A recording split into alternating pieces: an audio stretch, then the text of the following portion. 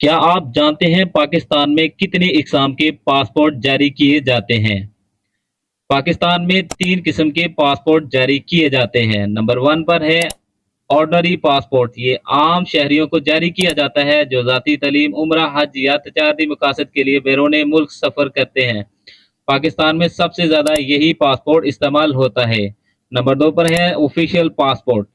ये blue colour का होता है। ये पासपोर्ट सरकारी अफसरान को दिया जाता है जो सरकारी अमूर की अंजामदही के लिए बैरून मुल्क सफ़र करते हैं। नंबर 3 पर है डिप्लोमेटिक पासपोर्ट। ये रेड कलर का होता है। ये पासपोर्ट वज़ारा, सफ़ीरों, अरकान पार्लियामेंट, आला हुकूमती अहदेदारों को जारी किया जाता है ताकि वो बैनुल अक़वामी सतह पर पाकिस्तान की नुमाइंदगी कर सकें और इन्हें किसी किस्म की रुकावट का मसला ना हो। इस पासपोर्ट से कई ममालिक में वीज़ा फ्री एंट्री भी हासिल होती है। अगर आपको ये